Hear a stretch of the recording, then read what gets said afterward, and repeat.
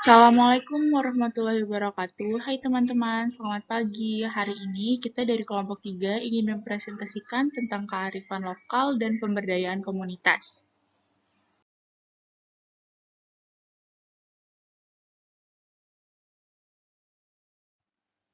Nah, di sini ada anggota kelompoknya. Yang pertama ada Kia Sakania, yang kedua ada Muhammad Febriansyah, yang ketiga ada Pramesta Naysila, yang keempat ada Prameswari Najwa, yang kelima ada Rahma Ayu Gali, yang keenam ada Rifki Syabana.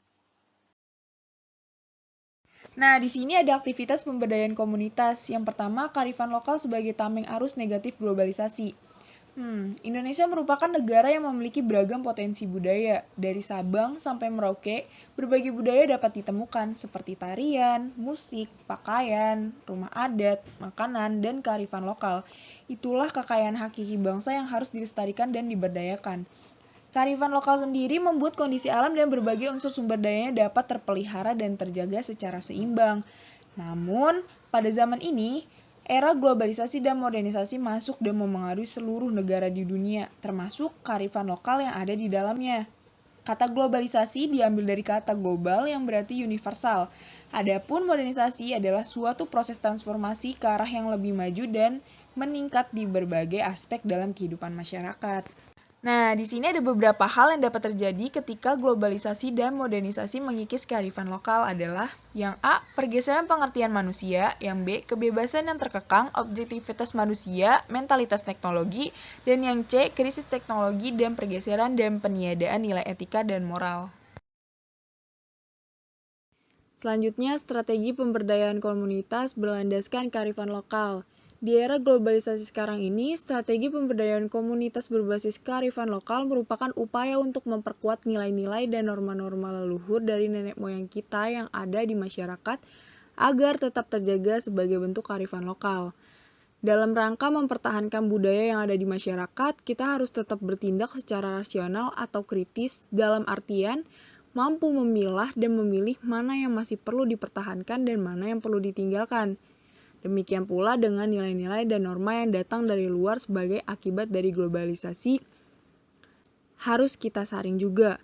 Menyaring budaya dari luar dan budaya lokal merupakan bentuk strategi yang harus kita terapkan agar bangsa kita yang memiliki berbagai kearifan lokal tidak hilang tertelan arus globalisasi.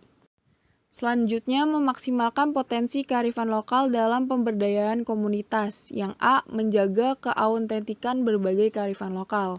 Menjaga keautentikan berbagai kearifan lokal yang masih asli pada suku-suku pedalaman seperti suku Baduy, suku Samin, suku Dayak, dan sebagainya. Apa sih cara yang dapat dilakukan?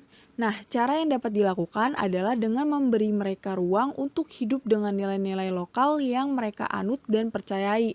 Dengan demikian, masih ada berbagai kelompok masyarakat atau suku yang dapat menjadi contoh autentik dari penghayatan nilai-nilai lokal yang asli dan belum terkontaminasi berbagai kebudayaan dan pengaruh luar.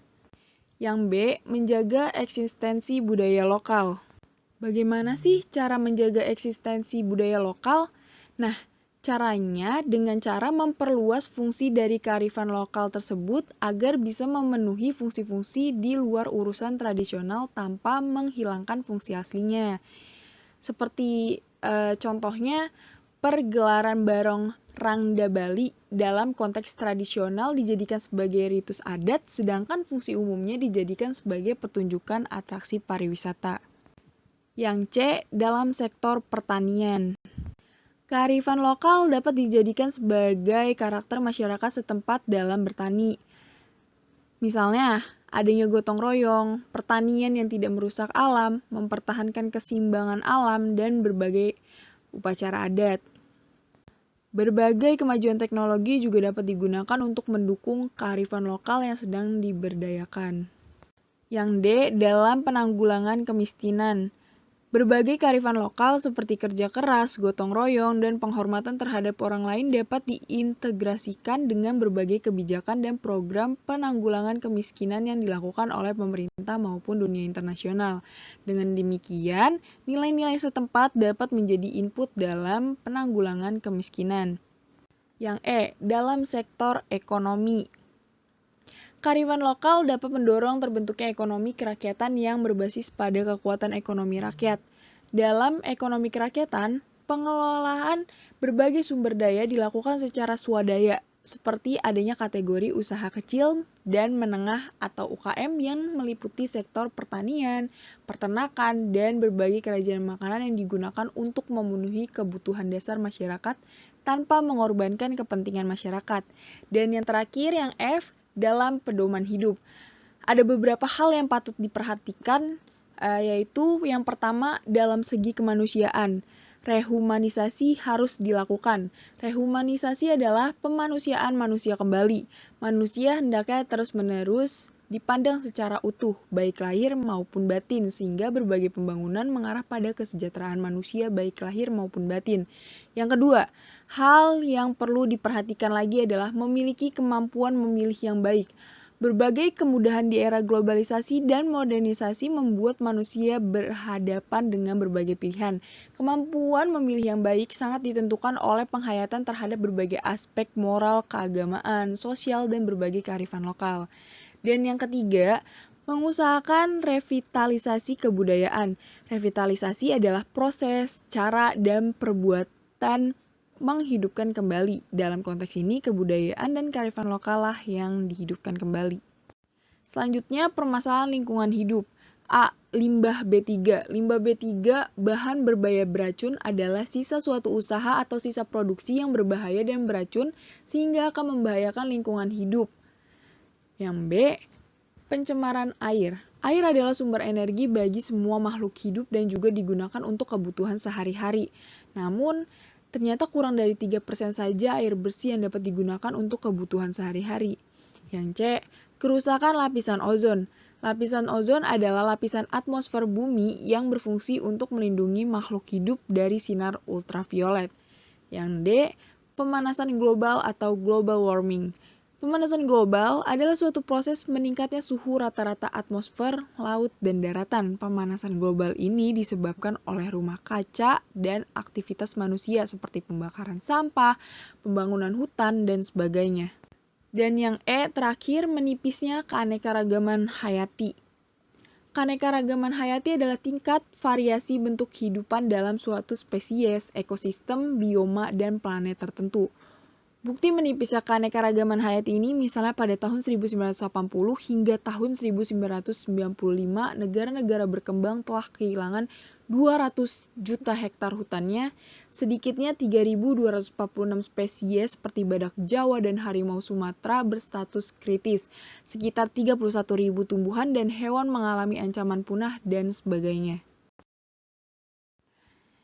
Selanjutnya, pelestarian lingkungan hidup untuk pembangunan berkelanjutan. Di sini ada prinsip-prinsip sederhana pelestarian lingkungan yang perlu kita lakukan, yaitu mengurangi eksploitasi atau reduce, menggunakan kembali atau reuse, mendaur ulang atau recycle, memulihkan kembali atau recovery, dan memperbaiki kembali atau reserve.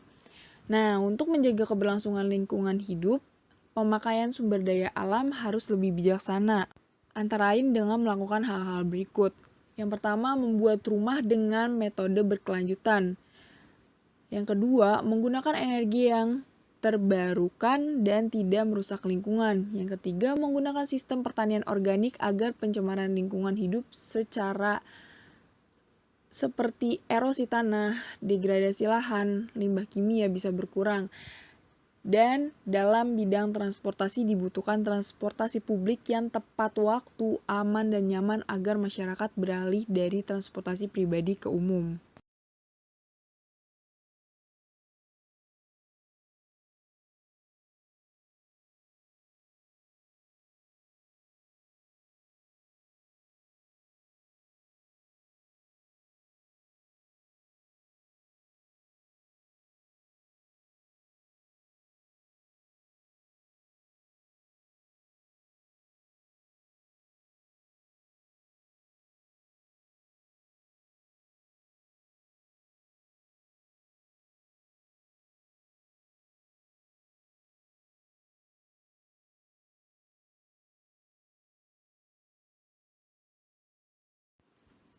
Nah, selanjutnya pembangunan komunitas yang menerapkan prinsip pembangunan berkelanjutan. Masyarakat yang menerapkan prinsip berkelanjutan sangat perlu dibangun dan dikembangkan. Hal ini disebabkan kondisi lingkungan alam yang semakin memprihatinkan. Bukan hanya alam yang menerima dampaknya, namun justru dampak terbesar akan kembali kepada manusia itu sendiri. Nah, di sini terdapat 4 prinsip etika berkelanjutan untuk mendasari etika prinsip berkelanjutan, yaitu sebagai berikut. Yang pertama, sustainable society memegang teguh etika bahwa bumi ini memiliki sumber-sumber yang terbatas dan digunakan oleh semua organisme. Kedua, manusia merupakan bagian dari alam dan juga merupakan subjek dari hukum-hukum alam dan tidak kebal terhadap hukum alam. Yang ketiga, manusia yang berhasil merupakan manusia yang mampu bekerja sama dengan kekuatan-kekuatan alam, bukan manusia yang mendominasi alam. Yang keempat, memegang prinsip yang tegas bahwa ekosistem yang sehat, yang berfungsi baik adalah sangat penting untuk semua bentuk kehidupan.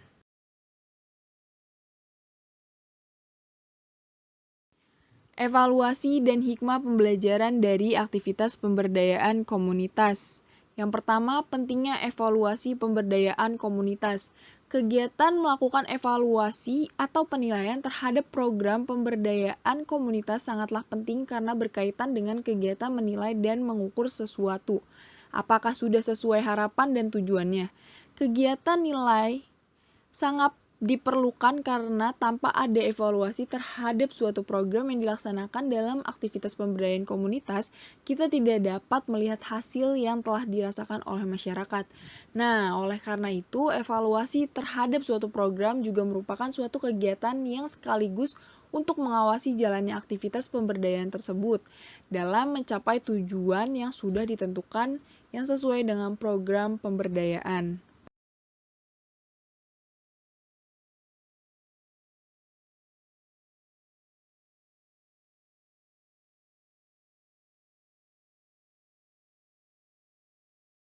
Selanjutnya jenis evaluasi. Jenis evaluasi dibagi menjadi 2 jenis. Yang pertama, evaluasi proses. Evaluasi proses dilakukan pada saat program atau kegiatan tengah berlangsung atau sedang berjalan.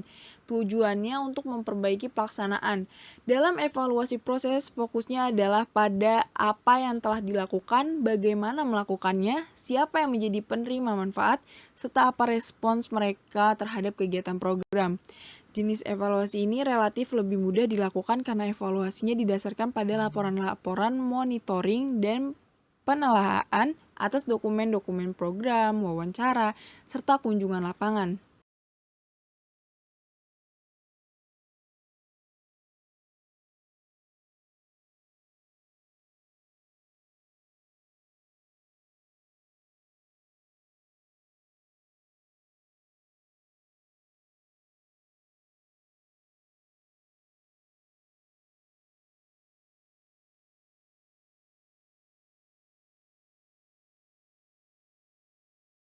Nah, yang kedua ada evaluasi dampak. Evaluasi dampak dilakukan pada saat program atau kegiatan sudah berakhir. Tujuannya untuk mengukur dampak serta menghimpun pelajaran atau pengalaman yang berguna.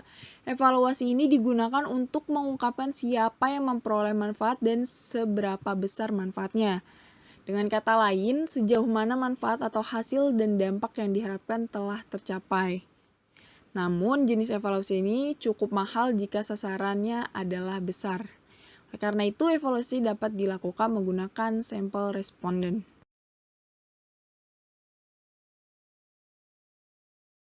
Sekian penjelasan dari kelompok 3 mengenai materi tentang kearifan lokal dan pemberdayaan komunitas. Kurang lebihnya mohon maaf. Wassalamualaikum warahmatullahi wabarakatuh.